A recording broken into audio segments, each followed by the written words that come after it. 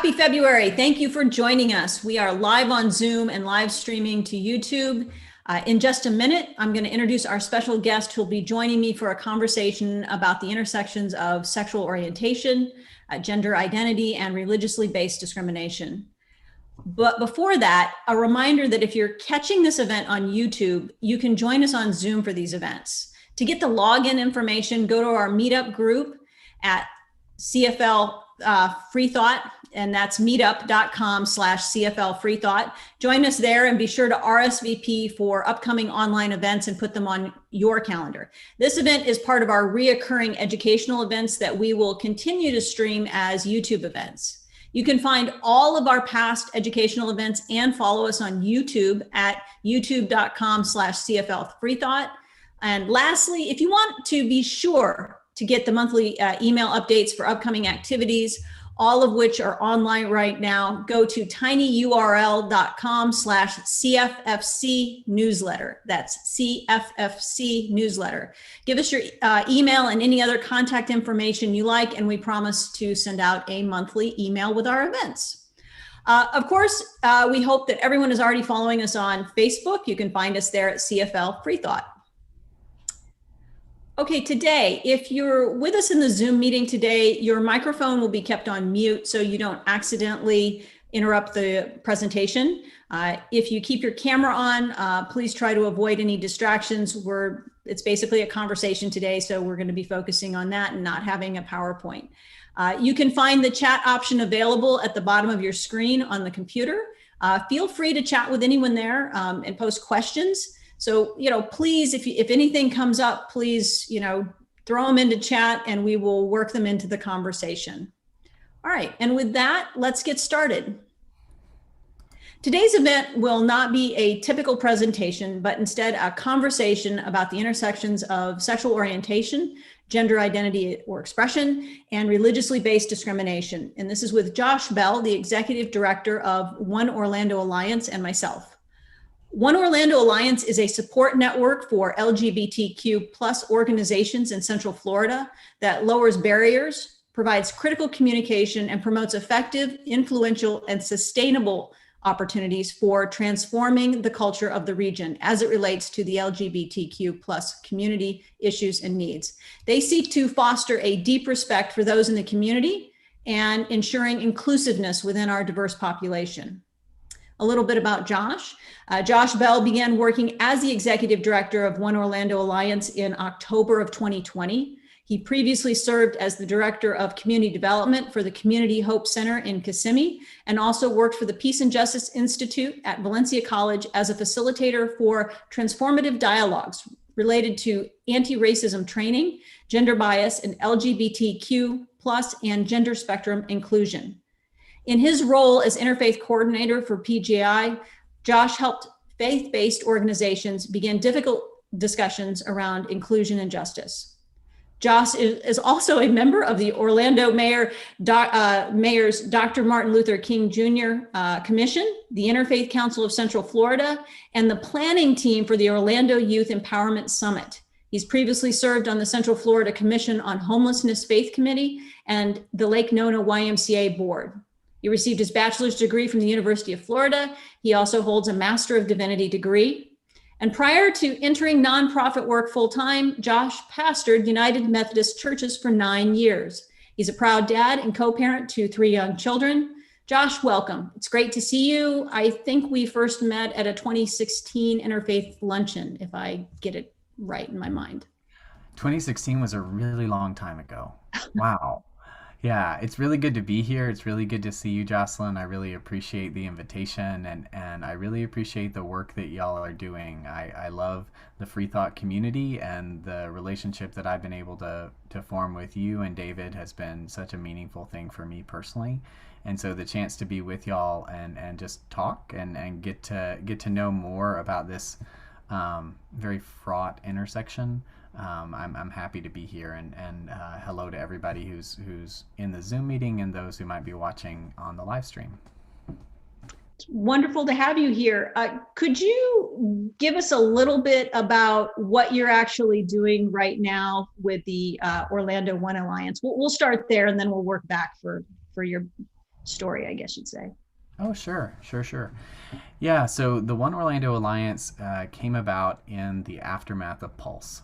And it was really a grassroots opportunity to have the organizations that were responding to the crisis to come together and be able to have clearer communication and collaboration around helping the people who were so directly affected by the tragedy. And so that was kind of the genesis of the alliance. Those meetings started just in the days right after the tragedy. And over time, we've grown into a space where we have over 40 organizations that are part of the alliance. And our work is to have the important conversations around the issues that are facing the LGBTQ plus community in Central Florida.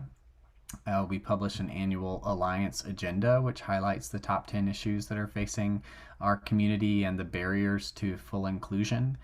And we want to know what's going on with all of our folks in Central Florida. And for us, that's Orange County and the counties directly surrounding Orange County. So that's kind of how we define Central Florida. So we don't extend all the way down to Tampa. But we want to know, okay, these are the issues that are facing our community. These are the various organizations that have a stake in addressing those issues.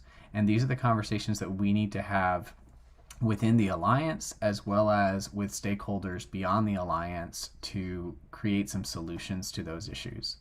And so the 10 issues that are on the agenda right now range from homelessness and poverty alleviation to the COVID crisis and all the ways that that affects our folks, to coming out, to transgender and gender non-binary issues, to workplace equality. It's really a full slate, and you can find more information about that at allianceagenda.org, or you can just go to oneorlandoalliance.org. But that's who we are. We're a convener. We're coming together to create solutions, and I get to manage that. And the alliance doesn't really exist above the member organizations. The alliance is really the relationships between the member organizations. And so I get to manage those relationships and help us stay organized, hopefully, and have the conversations we need to have to move the ball forward on those issues. And I just move the ball forward is a sports metaphor that I somewhat understand. I understand there's a large sporting event later today. I've heard sport ball happens. Yes. I tend to Google the ads the next day, but that's about my extent of it. Ads and snacks. That's what I'm here for. And the halftime show. Yeah. Good nachos. Yeah, I get it. One of the questions I had, because I was learning, I actually found, and I put a link up in the chat so everybody could see oneorlandoalliance.org. I was actually looking at the agenda that you were talking about earlier today. And one of the groups that's come and spoken to us and we've talked to has been Equality Florida. And I think of them as a statewide organization, but you guys are working with them. Like how does that relationship work? Well, Equality Florida is an outstanding organization advocating for real legislative change affecting our community, right? So I don't know exactly at what date Equality Florida joined the alliance, but we have ongoing conversations about, okay, these are the initiatives that we're seeing that need to be moved forward. These are the things that we can try to mobilize some folks around. Equality Florida is very clearly an advocacy organization, and we do some advocacy, but that's not our main thrust. It's that's one piece of the puzzle in achieving the alliance agenda. We need legislative change in various areas so that we can have full equality, and there's been some wonderful progress. But Equality Florida is one voice, and they help us understand what's going on at a legislative level, and then we can get that word out to our alliance members. Hey, this is coming up. That's coming up. So that's kind of how the relationship works. That makes a lot of sense. I actually saw that there are two bills that are coming through right now. I don't know if you're following what's going on up in Tallahassee, but there's House Bill 301, which is talking about conversion therapy as fraudulent counseling. And then Senate Bill 0718, which is prohibiting the use of gay and transgender panic as a legal defense. Yeah, those are both incredibly important. And so Equality Florida is kind of the one that manages the thrust there. But the ways that we've supported that work, really our work has been a lot around the conversion therapy conversation. So I'm a conversion therapy survivor. I experienced that process of getting the message that if I prayed enough and did the right things, then I would no longer be gay. And so that is definitely something that's personal to me. And so working to change that at the state level is really the reason why, based on my understanding, and I could be a little bit off here, but it's really licensure that happens for mental health counseling happens at the state level. So if you want to say it is illegal to practice this harmful thing, then you need to do it. The most effective way is to do that at the state level. We've also advocated for more local protections, county protections, and there was I believe it was Palm Beach County. There was a county ban on conversion therapy that was overturned by some judges that were appointed by President Trump. And so that was kind of a little bit of a setback. Um, but uh, conversion therapy is abuse. And so we're going to keep speaking up about it and making sure that nobody else has to go through it. And hopefully soon we'll get to a place where it's not legal. I completely agree with you. I've met several people who've talked to me about their experiences going through conversion therapy, and I have to say it makes me weep every time. But I think it's an important conversation to have so that people understand the harm that this is doing. And unfortunately, for human beings, we tend to have to hear the story to really understand. Just being shown the data sometimes isn't enough. Yeah. So with that segue, I'm going to ask you to talk about what your life has been like and how you've transitioned into the position that you're in today. Sure. Um, well, it is. I appreciate your compassion always, and yeah. So I grew up in a more conservative space, theologically speaking. I grew up in Northwest Florida. My family's been in Florida since the 1850s, and so I joke that I can't leave the state. I go to the border and I bounce off, right? So so I grew up there and grew up in a more conservative leaning church. Um, and then I went to University of Florida for my undergrad, and then I went to seminary here in Orlando at a seminary that would not admit me today because I'm gay. But I received the message not explicitly necessarily, but there was always this undercurrent that it wasn't okay to be gay, and that wasn't what God wanted for anybody. No one, if you experience feelings of same-sex attraction, which is the phrasing that's used, then that's a result of a wound or it's a result of some form of abuse. It's something that is wrong with you that can be fixed. It's like something that, yeah. So that's kind of the framework for it. And so you receive the message, I receive the message, this is something wrong with me. And if I keep talking to God about it, if I keep reading books about people who have experienced this healing, then I can be in a space where I no longer experience attraction to men. And I lived in that space from the time I was 17 until my early 30s.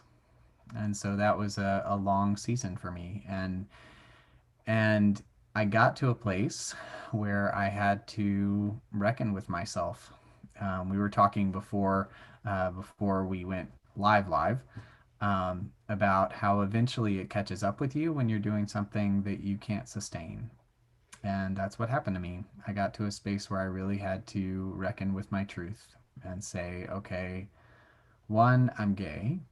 Two, there's nothing wrong with me. I'm just gay. and, and three, that it's not just okay to live as my full self, but it's necessary and it's good. And by showing up as my full self in all areas of life, that's actually a huge benefit to me.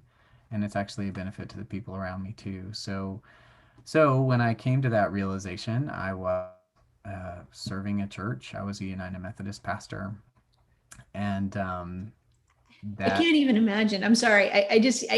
That I will say, speaking for my group, that blows our minds. So what, I mean, yeah, that adds a whole layer on top of just experiencing that, I would think personally, correct? I mean, because now your work is involved.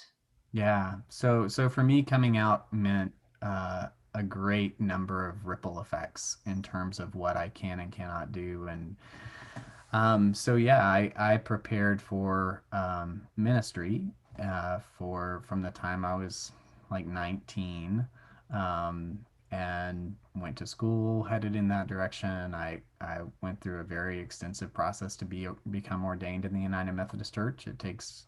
I was in that process for like 11 years, um, and realizing that one, I knew that I couldn't serve a church and go through the process of coming to be with myself in an authentic way, right? Just realistically speaking, I said I can't pastor a church and process what I need to process. And so I stepped out at that point because I needed to deal with myself, right? And all the collateral and additional pieces to that for who I was and where I was in life. I'm just wondering, Yeah. as you're talking about this, did did going through conversion therapy at a young age and having all this social pressure, in my opinion, it sounds like social pressure to conform, did that lead you to the ministry? Or do you think, had that not been something you experienced, you would have gone that route? I mean, you might have still ended up doing nonprofit work, but it's another thing to say, I want to go into ministry, right? Sure. That's Yeah, I think that's a really legitimate question. And just to clarify, like I never went away to a camp. I never had some of the more uh, brutal. well, I don't want to minimize my own experience, I guess, but when people think of conversion therapy, often they think of teenagers being sent away to camps, and I didn't have that experience. Um, I had the experience of finding out that Christians, this is how Christians are supposed to deal with this, and so I did that wrestling match within myself by myself. So it was a pretty awful thing. But so I want to clarify that. But the question that I've asked myself, did I go into ministry because I was running from myself? And I don't think so. I don't think that was the determining factor. I think for me, being a pastor, a big piece of that is supposed to be, in healthy situations, caring for people, and that's part of who I am. And so, a lot of I really had to deconstruct and go through a lot of uh, self reflection, which sounds very gentle for how that process actually went. But but I had, excuse me, I had to go through that process of asking myself, is that why I went into ministry? And I think it was a factor, but I don't think it was the main reason, as far as I know at this point. Okay. And I guess I'll take it a step further and say some churches are okay with the LGBTQ community. Hmm. And so do you find yourself wanting in the future to go back into ministry, or do you think nonprofit work is where you're going to stay, or do you even know? I'm just throwing that out there. I mean, I'm just wondering as I listen to all this. Yeah. Sure, those are good questions, and I asked them myself. So in the United Methodist Church, the policy preventing LGBTQ folks from serving openly is probably changing soon.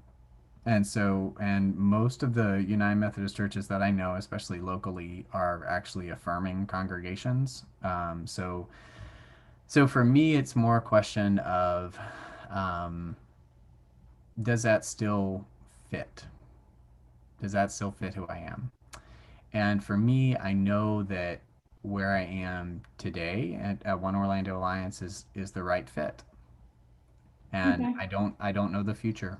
So in terms of technicalities, like I'm in a status with the church that is called personal leave, and I can be in that status for up to 7 years. So I don't have to make a decision soon about whether or not I would go back into the local church. At this point, I'm very happy where I am, and it feels like the right space for me to use my skills in. And so that's I don't know the future on that one.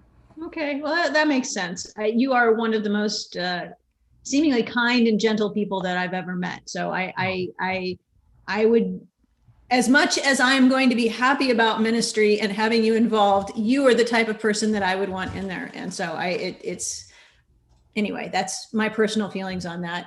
One of the things that we talked about through email was one of the questions that you've gotten at a local children's home on the question of why are Christians so rude to atheists or other people who don't believe what they do?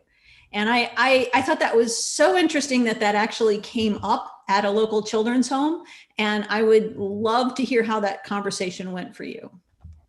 Well, so to be clear, I haven't had that conversation yet. Oh, you So haven't had it. Oh, okay. what's happening is I've been invited to share at the Florida United Methodist Children's Home, and uh, I could be wrong on this process, but I believe that the kids there at the children's home were invited to uh, submit questions in advance, and that came in right at the time that we were organizing this. So I was like, oh, okay, well maybe that would fit the conversation.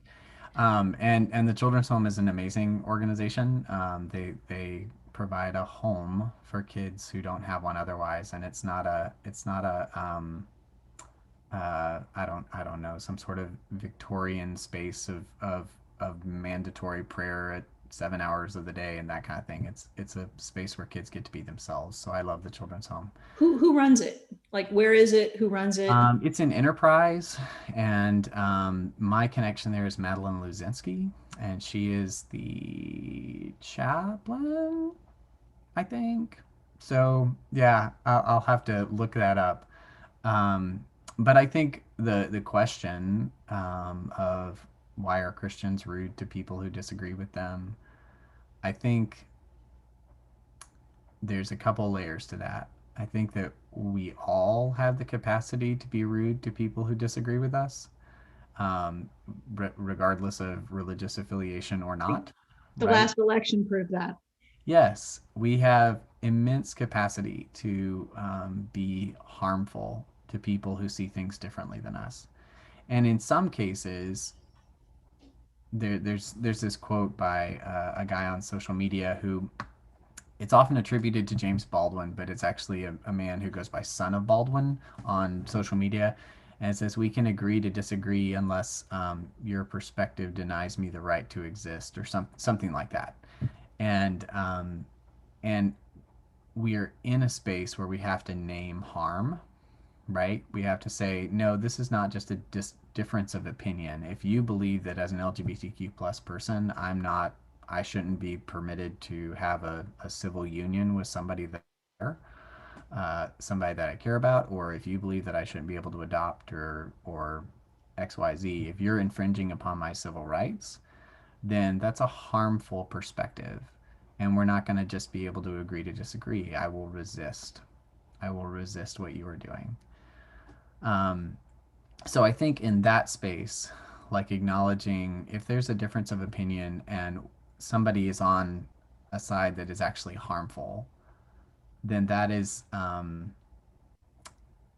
don't know that we have to be rude necessarily, but we're not exactly going to be friends, you know? But being able to have that conversation in a way where I do not dehumanize the person on the other side, that's the space that's really hard to get into. And I think for Christians, in a lot of Christian spaces, we're brought up believing that we have the only truth, right? That is, that's the framework that a lot of us are given. And along with that comes in many cases, an extreme amount of arrogance that really gives people the impression that they're appointed in some way to police other people or to be jerks. I don't know. So I think that it's the framework that's the issue because when you're told this is the truth and this is the only truth, and anyone who disagrees with you is not only wrong, but spiritually speaking, might be influenced by like the personification of evil, right? So you become this warrior-minded person. I'm out to win this, and then you don't really care if the person is Well, yeah. and again, I'm not a scholar of Christianity, I guess you could say. I'm a third generation non-religious family, Mhm. openly so. But I believe some Christians are believing that it is their responsibility to actually tell us that we should choose something else. That it's part of the mandate, unlike other groups. Yeah. Correct? Yes. So that's yeah, it it's framed in a space of um I'm here to save you, right? I'm here to save you from your wrong beliefs that are leading you to an eternity in hell. That's the framework and the mindset, right? And Right. so I'm here to help, which obviously it doesn't come across that way, but that's I think that's why it's so persistent is that belief. And that's Yeah, leads I mean, to a lot of very harmful things. I'm thinking about that, and I'm thinking that we also need to think about the fact that, and I think for everyone who's listening, for everyone's benefit, it's important to acknowledge or remember the issues that affect and harm LGBTQ plus folks are also affecting not only our own atheist and humanist community members, but as many, other civil rights issues and all of the other things get impacted by the things that we're talking about here, right? Mm, It's important for that's part of the reason why we need to be allies and we need to be working together to help, I guess, cross these bridges and get things done to make our country better.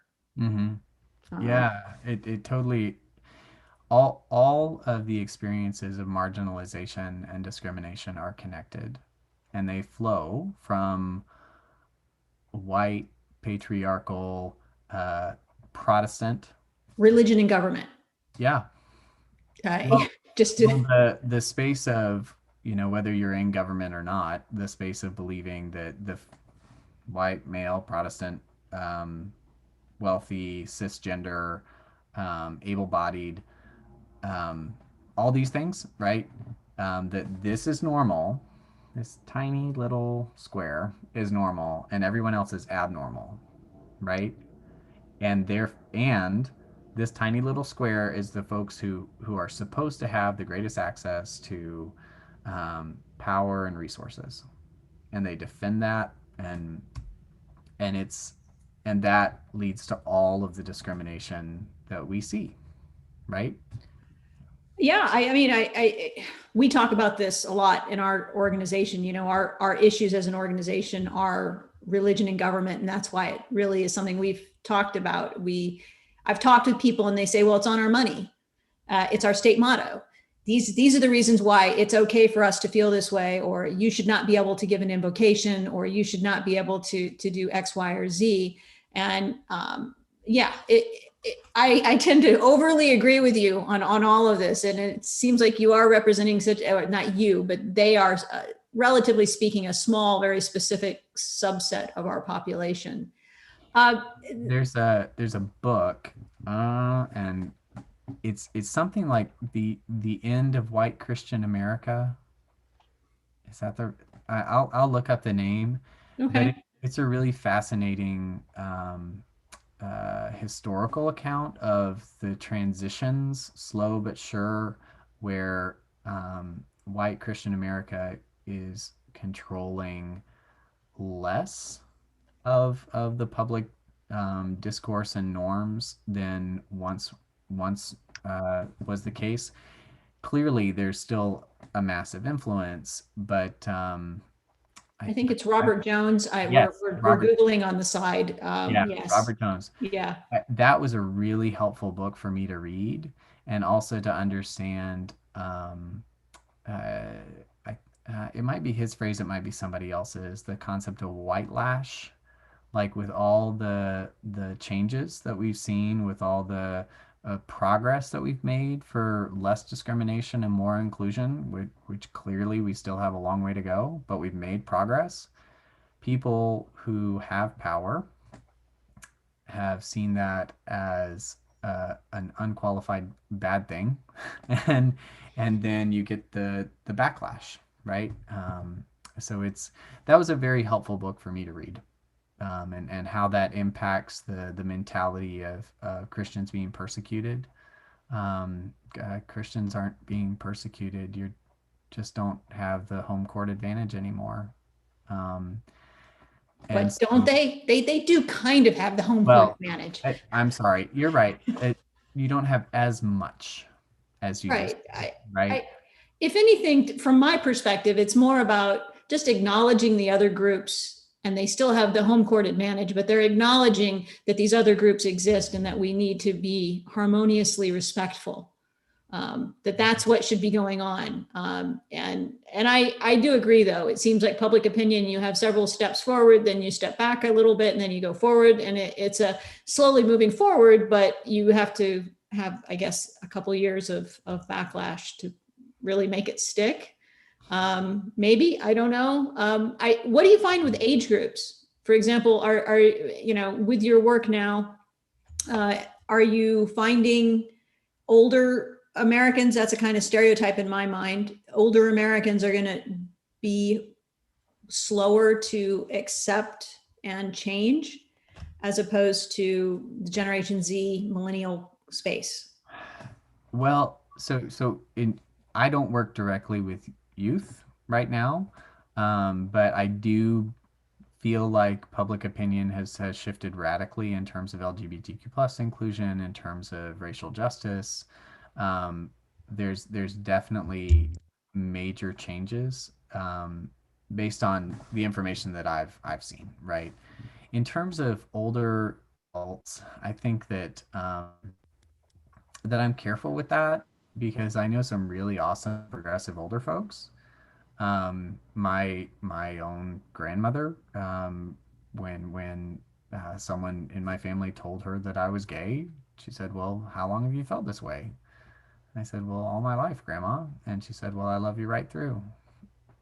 And so it's it I think it's I think the determining factor for a lot of people, and this is not like a panacea, right? But I think the determining factor for folks who have an exclusionary mindset is whether or not they have a genuine relationship of respect and love with someone whose life experience is radically different than their own, right?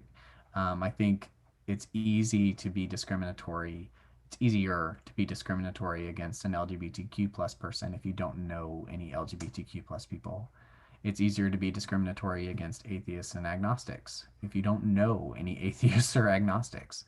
And I mean, when I grew up in a small southern town, not super small, but I didn't know anybody who wasn't a Christian. Like, I didn't know anybody. Really? I mean, you Well, didn't have wait, any. I'm sorry. I'm sorry. Let me back that up. I didn't know anybody who was openly atheist or agnostic. I had one friend who was Muslim. There was one Jewish boy in my Boy Scout troop, but it was not a religiously diverse place at all. Um, and so that I don't, I'm not judgmental towards my hometown. It's you grow up in the space that you're in, and this is what you've experienced thus far, and until you've experienced something different, you have a certain frame of reference. But it's I agree. I agree. yeah. So if you don't know somebody, and not just know somebody, but like care about them as a human being, um, then it's really easy to be dismissive and discriminatory. I think that's why it's so very important for all of us, no matter what groups we're in, to be out and proud with our identities, to Mhm. try to bridge those conversations. I just want to throw out, if anybody has any questions, and has anything they want to ask about, then please do put that into the chat. It's such a challenge for us to have these conversations. I would imagine creating opportunities to have those conversations is important. That's one of the things that we try to do. Do you find yourself in those sorts of spaces now, trying to foster those kinds of conversations? And now, because I think there is a general nationwide push to accept the LGBTQ plus community overall, right? And if you look at media, you look at other things.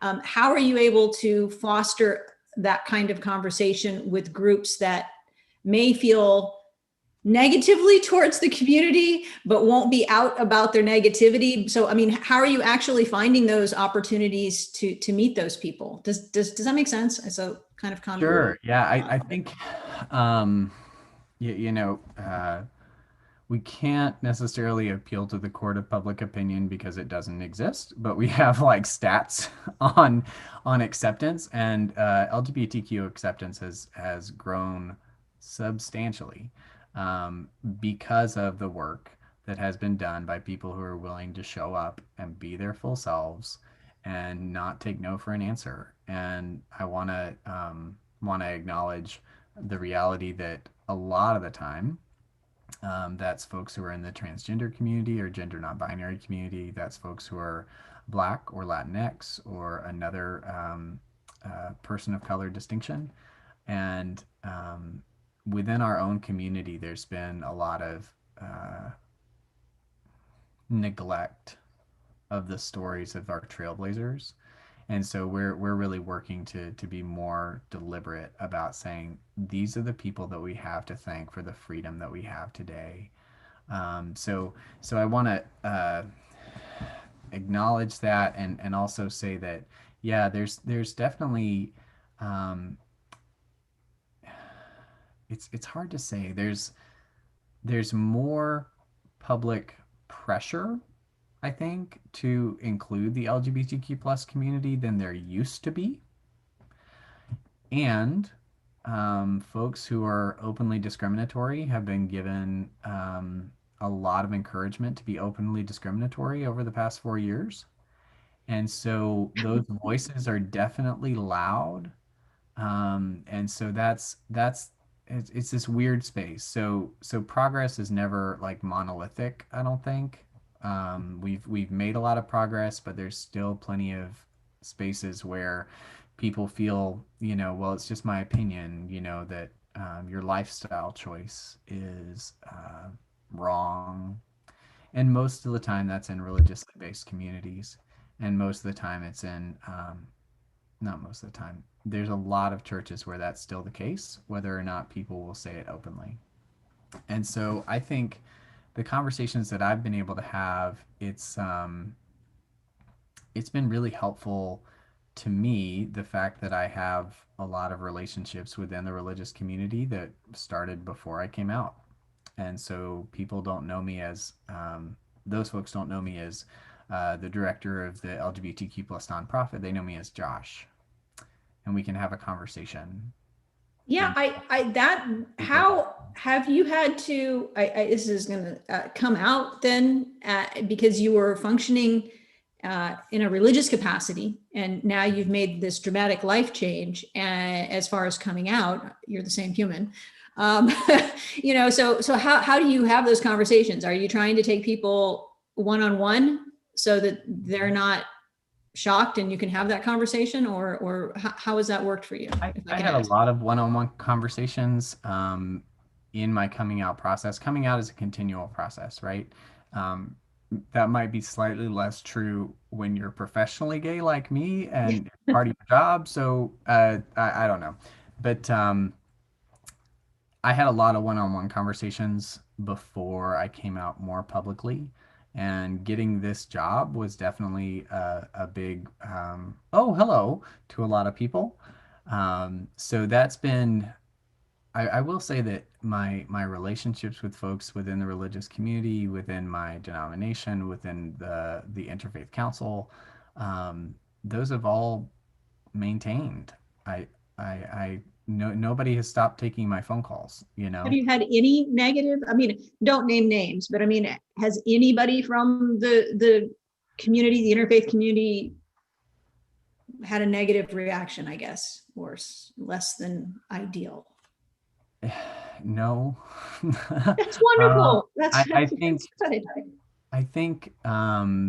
the folks that I know personally um, seem to still respect me as a person, and we may or may not have had the opportunity to dig deeper into, you know, where they are with their local congregation or with their local organization. But honestly, anyone who's kind of open to an interfaith conversation tends to be a little bit more open to difference already. That's what I think, because they've been okay with us, David and I, and others of our ilk, showing up and being part of the conversation. And I do think, though, you have a benefit of knowing them before, Mm-hmm. and being able to walk into that space.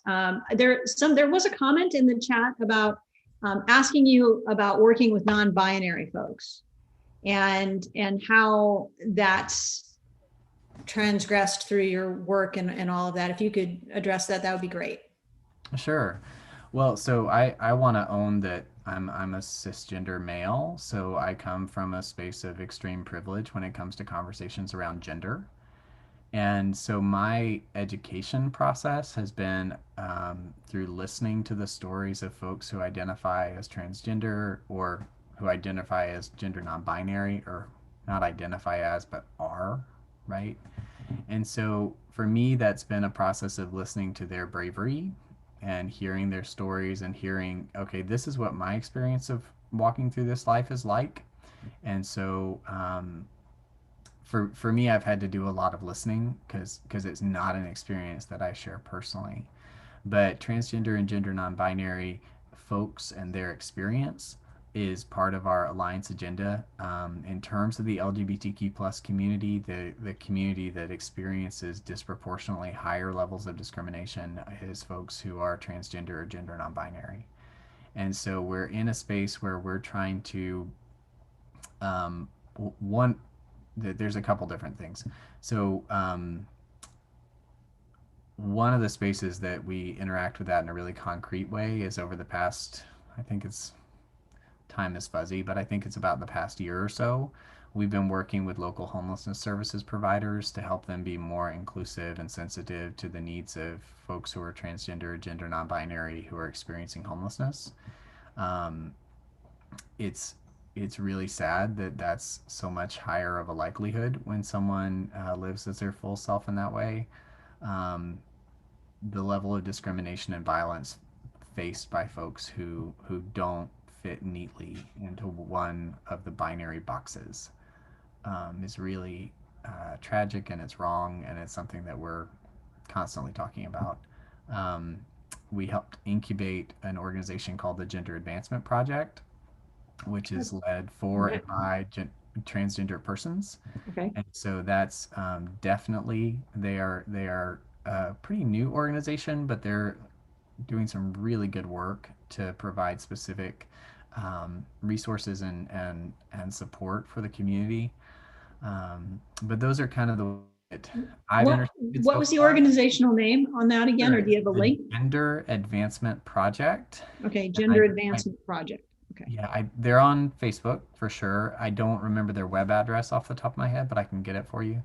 Um, but they're wonderful, and we are actually in the process. This might be news. No, this is news. We're not having full conversations about this, but we're looking at. I'm sorry, I'm stumbling over my words here because in my brain I'm like, am I allowed to talk about this yet? But the National Transgender Visibility March is looking at coming to Orlando as one of the host cities for this year. Oh, And that so, would be wonderful. yeah, we're very excited about that. And I'm hoping that I can get you, information about that soon. It's not at the stage, but we're in those conversations now. And I'm excited about that. And Yeah. Do you have any idea? I don't even know when that would be. What month? It's in the fall, Okay. and we're hopefully by the middle of March we should be able to publish dates. Well, that's pretty great. Hopefully, most people will have COVID vaccines by then. Although we are in Florida, so who knows? Yeah, Um, exactly. So everything that we do these days, we're kind of planning, okay, we're gonna have to have a plan for if COVID is still COVID, which it will be. So making sure that we're being as safe as possible and also hopefully being able to do some things right now, that we're doing. I know that Pride is normally in October. Hmm. So would this be at the same week, or are they complete? I assume they're separate, but I Yeah. don't know. So I'm asking. We're having those conversations right now. So Okay. as soon as I can share something, I'll let you know. I'm really excited. I think it's going to be very exciting to have that here and be able to just share this wonderful work in our community. So yeah. It's yeah, as again, I was reading about what you guys were doing, and it is amazing and needed work. I wish one of the things that I wanted here in Oviedo was a human rights ordinance, which we've seen in Orlando and Orange County, and none of the places in Seminole County, none of the cities have adopted a human rights ordinance, and things like that we need to do as a Central Florida community. Going back to One Orlando Alliance, what would you identify as some of the most profound impacts of the work that the Alliance is doing?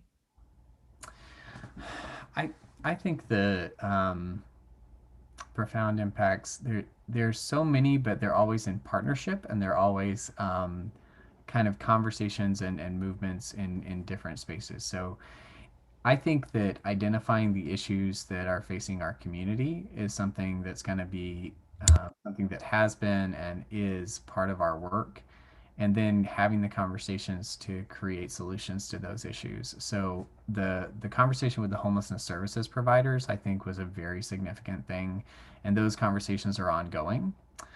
So we want to make sure that if someone is experiencing poverty or homelessness in the LGBTQ plus community, that they have the resources that they need in order to get to a space where they don't have to experience that anymore, right? So a piece of that puzzle is making sure that our homelessness services providers are culturally competent to address our needs.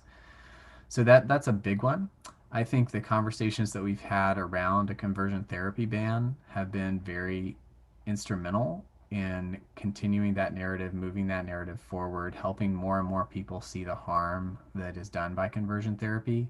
I think we're in a space where determining our next steps, we're figuring out the best way forward in terms of what to advocate for. But I think that conversation will continue to be essential. There was a really influential ex-gay movement here in Orlando for many, many years called Exodus International that is now closed.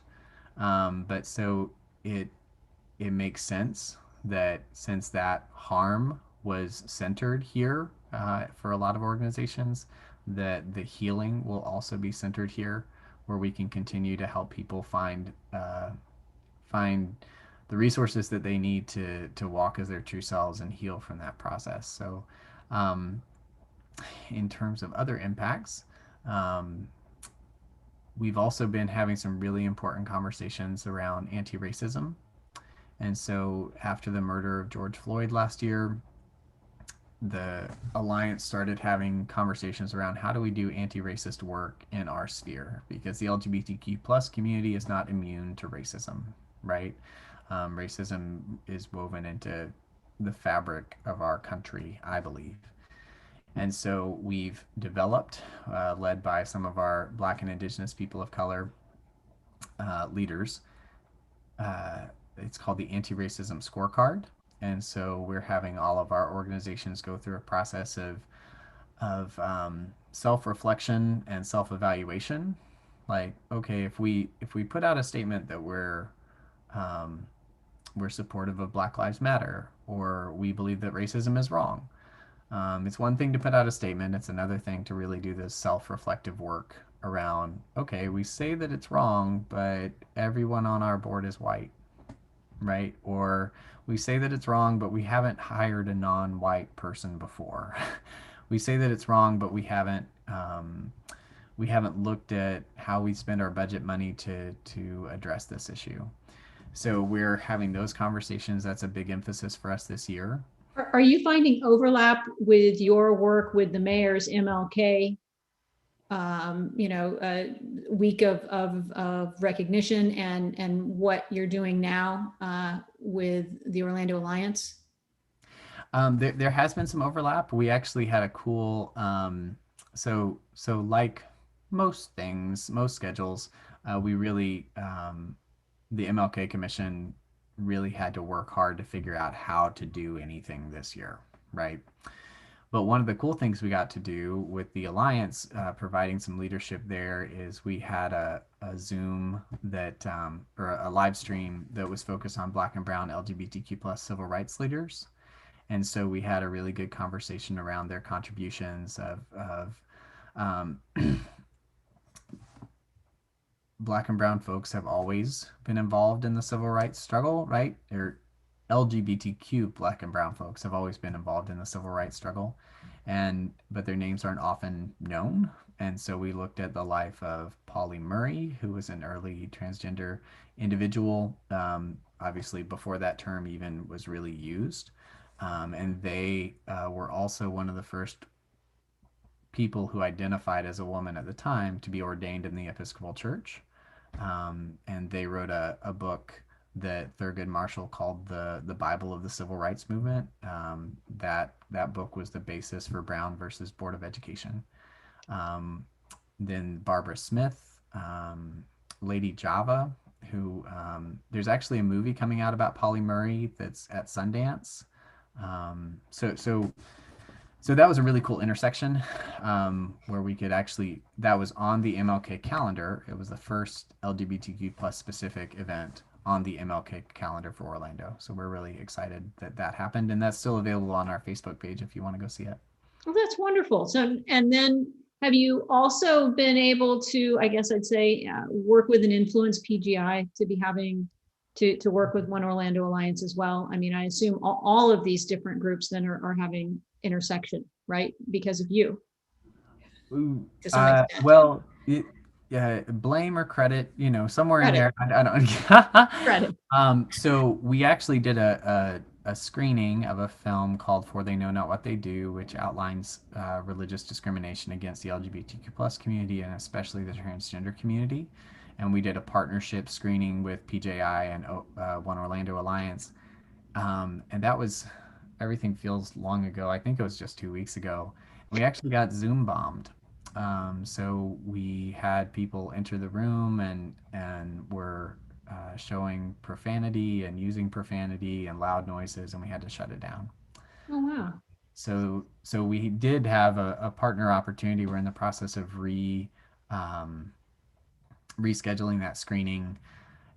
It's somewhere in my email as to where we are in that process, but hopefully in the next couple of weeks we'll have a conversation. The film is really important because it really looks at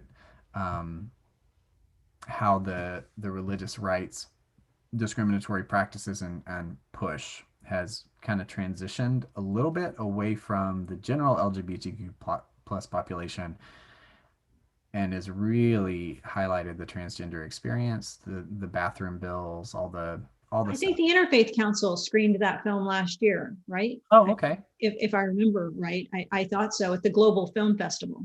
Oh, okay. Global Peace Film Festival. Global Peace Film Festival did a screening also in conjunction with PJI. I hosted the dialogue around that one. So that Okay. was that just last year? Jeez. Sure. I think it was 2019, actually, back when people saw each other face to face. Yeah, we were definitely all in the same room with no masks, so it must have been a while ago. Yeah, 2019, I think. Yeah.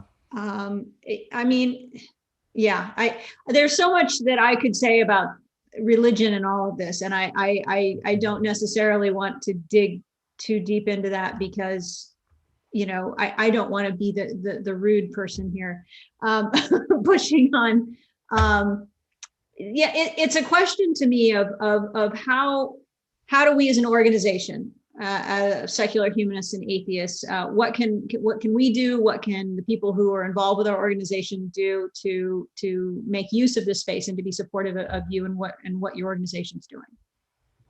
Okay. Well, and I don't think of you as a rude person, and so I'm not worried about your questions. I think sometimes when we name harm, we're told we're being divisive or disrespectful or whatever. But harm needs to be named in order to be healed, right? And addressed. I think so. There's a fair number of people, I guess, who are involved with our organization, the Central Florida Freethought community, who have experienced harm in the name of, and it's a great sadness, and I guess I would describe it as an open wound for many people, and it's hard because many times we will have the conversations about, well, why is religion doing this? Why have they've been so hateful? Why has this occurred? I'm feeling hurt, and then we want ourselves on the other side to I guess in a sense lash out and Mhm. say you've been hurtful.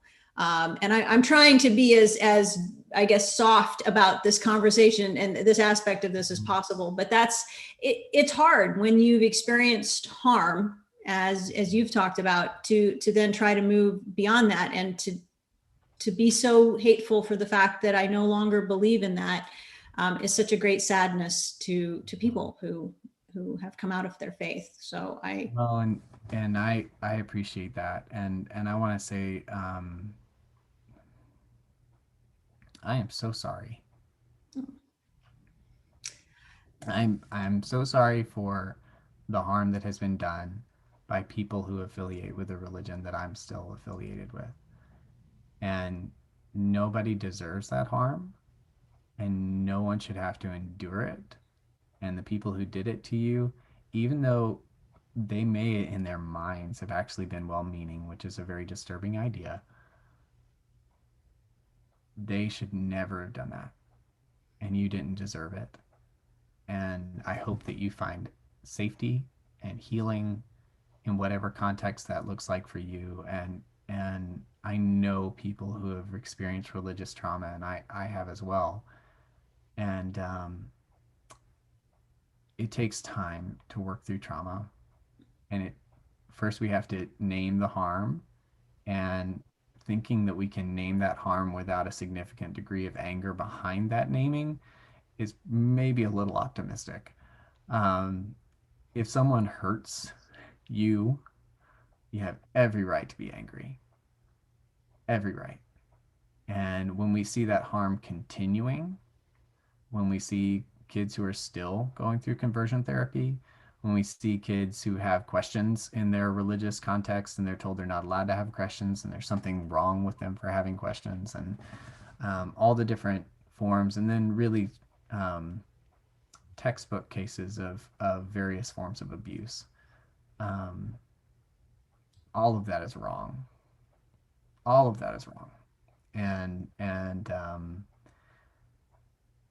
the only way that it will change is if we keep speaking up and speaking out. And the people who do oppression and harm will always say you're being rude, you're being divisive. They will always minimize. They will always do anything it takes to avoid looking at themselves in the mirror and having to own the harm that they've done.